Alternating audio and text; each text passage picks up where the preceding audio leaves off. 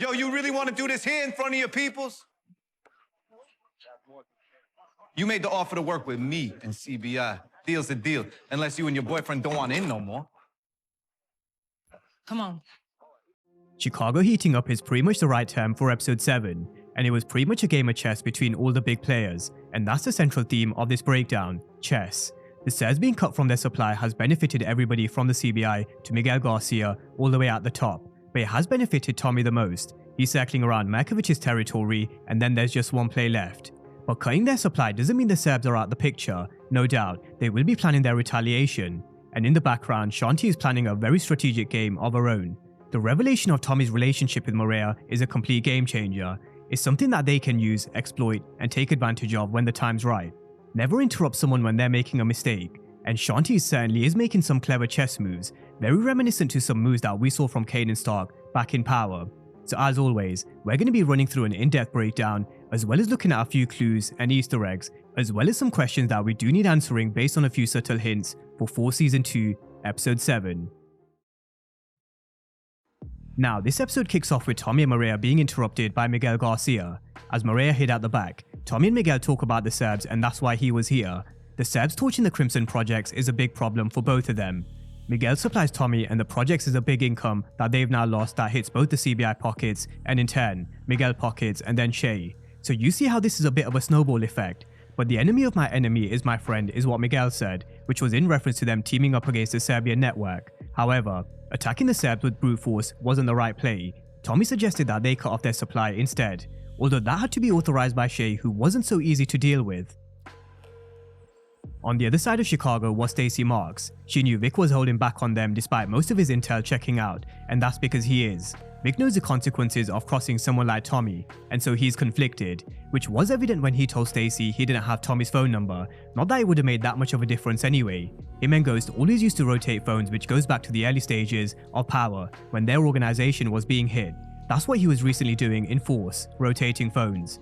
Now, she was interrupted by Laurie Lewis from the DOJ's office, who wasn't happy because of the violence that continued to plague the city of Chicago, but Stacy did say that she has a high-level CI working directly with Tommy Egan, who is working with the entire drug network in Chicago, something that would help them bring down the Estrada cartel. That's the way she was able to convince Laurie, although her job was very much on the line, and so her case did rest on Vic Flynn.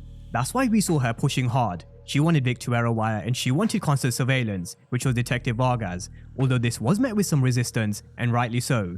They really had Vic right where they needed him, and they shouldn't have pushed too hard, because it was Vargas who was the one who paid the price. Now on the west side, we had Shanti in conversation with Raheem, who said Janard was off his game and she betted on the wrong brother, which is something I said in my Shanti breakdown. Shanti definitely did bet on the wrong Samson brother, but the difference is, she's recognized that Janard isn't in the right frame of mind to lead, and she's now taking control from the background. Although the rest of Treason were questioning Shanti because of her continued backing of Janard. Now as he was honest with Shanti about how he sees it, she turns and sets him straight. She tells him that even if she misses a step, he's supposed to be there to correct it. This was another showcase of Shanti's ruthlessness and power that she has, and something which we've only started to see in moments. We then see her standing above a boxing gym and says nobody will see her coming because she's smarter than everyone. But is she? Is she smarter than Tommy Egan? I don't think she realizes who she's dealing with, and I do think she's going to be in for a reality check soon, or could she surprise us? Now, we had Tommy and Diamond uniting all the crews. Here we had the South, the North, Southville, County Lockup, and Garfield Park. They came together because the Serbs put a dent in one of their biggest earners, and so they had to find a way to fill that void. But many of them were asking how they were going to hit the Serbs back, which was a valid question.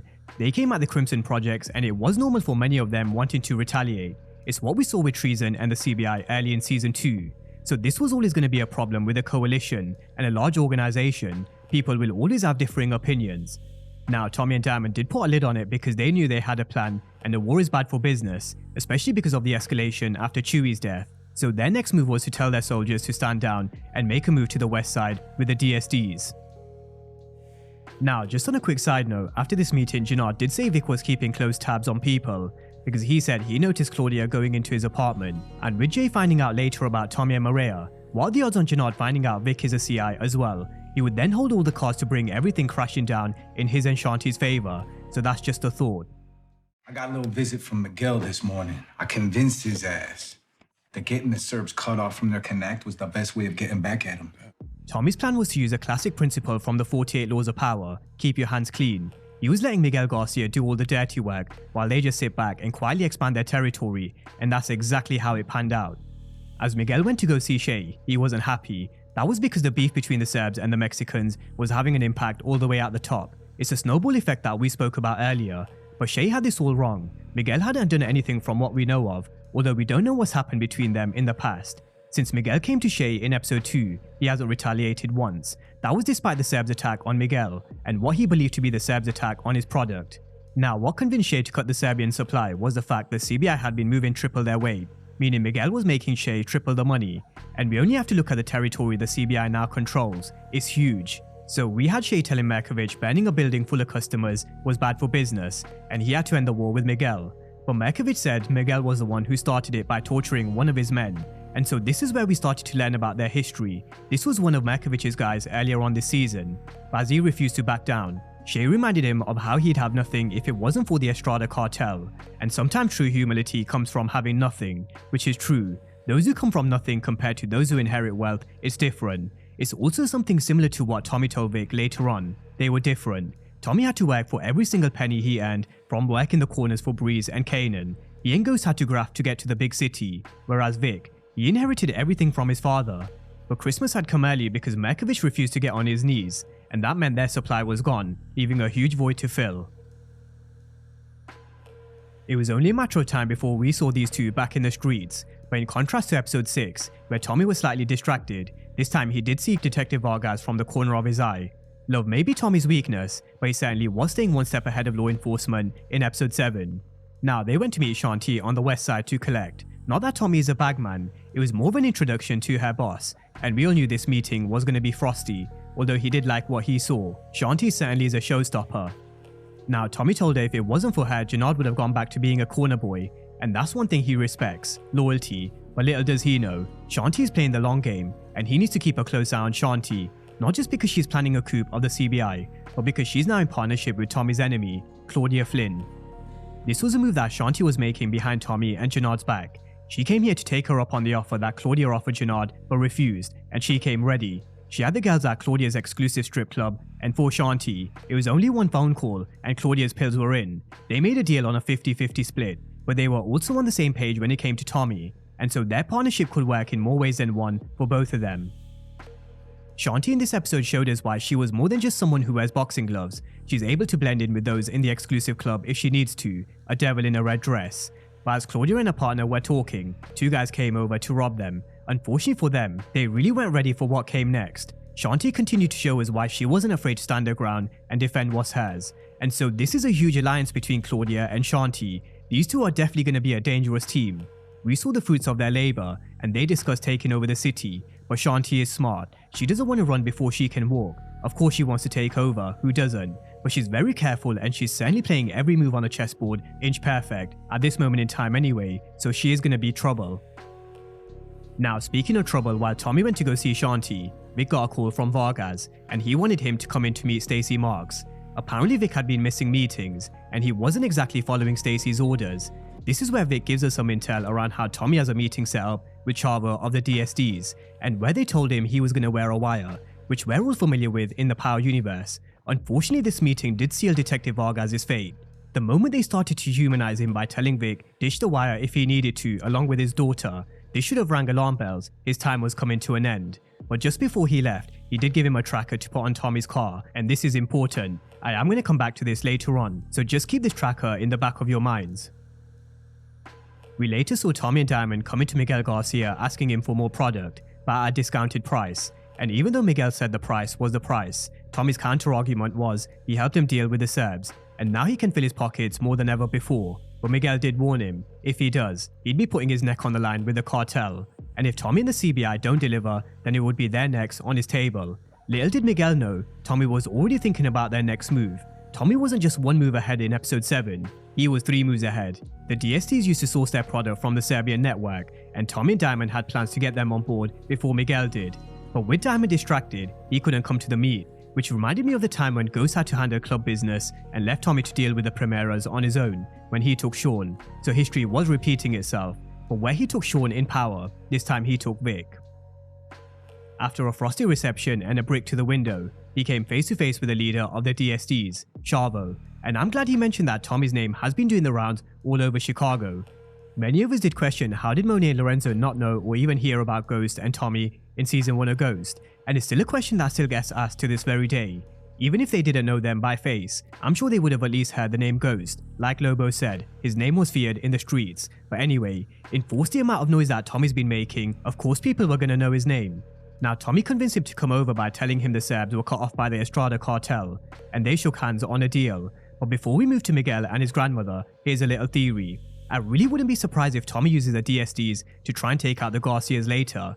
In episode 1, Tommy learned about the Mexican and Serbian beef and took full advantage. And in this conversation, he learned about how Chavo isn't the biggest fan of Miguel Garcia and the Mexicans, so would anybody be surprised if Tommy used a similar tactic when the time is right?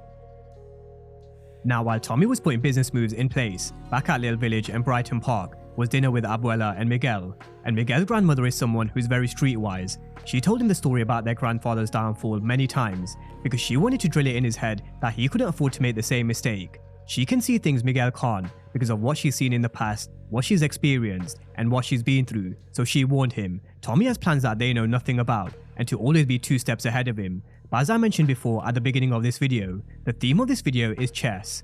And so despite Miguel planning a move to take over the Serbian pipeline, Tommy was 3 moves ahead of him and he already made the move with the DSDs. In his eyes, he thought he had the perfect plan to become the only connect in Chicago, but Miguel's grandmother was right. She always was.